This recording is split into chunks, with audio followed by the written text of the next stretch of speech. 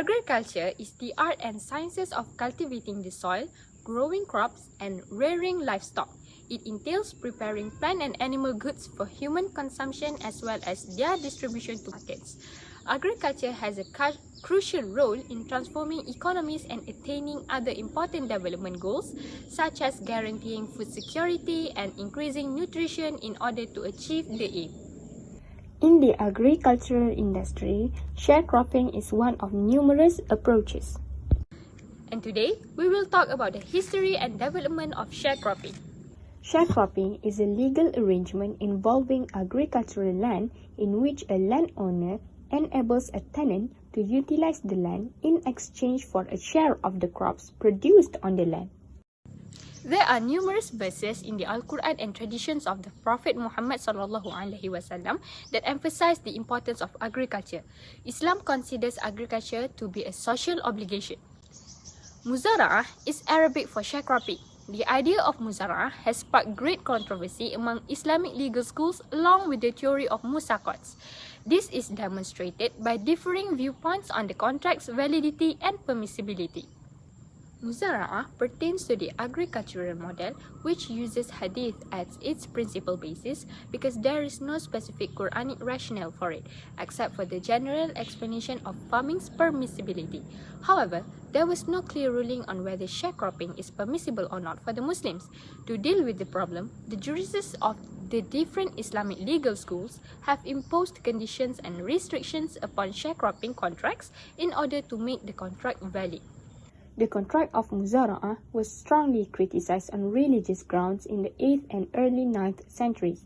This is because the scholars put forward different arguments on this contract based on an understanding in Islamic ethics and the Prophet's example, which implied that a Muslim could enjoy economic benefits only from a piece of land he tilled and not from the one he could not till.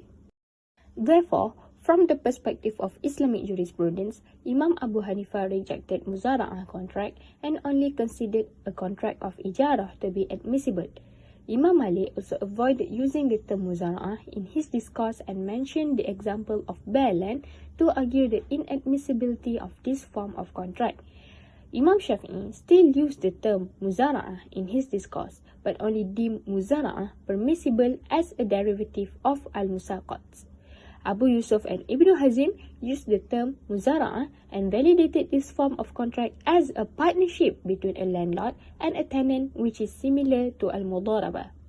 The jurists who attribute these principles to al-Mudarabah view it as profit and loss sharing contract. Al-Muzara'Ah can be considered as a partnership in modern times, and even the earlier jurists were inclined to consider it as a form of ijarah. Sharecropping has been argued to be a fundamentally inferior arrangement to fixed rent tenants since Adam Smith's day. Smith highlighted the discouragement of agriculture in Europe in the first volume of The Wealth of Nations, emphasizing the lack of incentives inherent in the sharecropping system.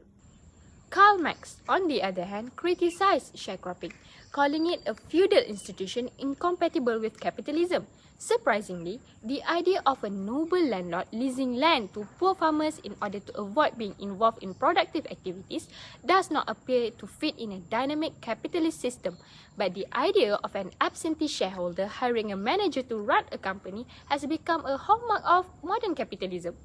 Despite the drawbacks identified by traditional economics, the sharecropping list remained popular and grew even more.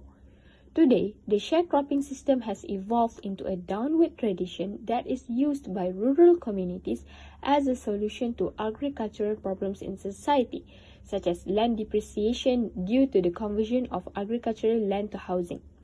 The sharecropping system is able to connect the demands of landowners for labor to cultivate their property with farmer groups that do not have agricultural land, thanks to the growing number of cultivators.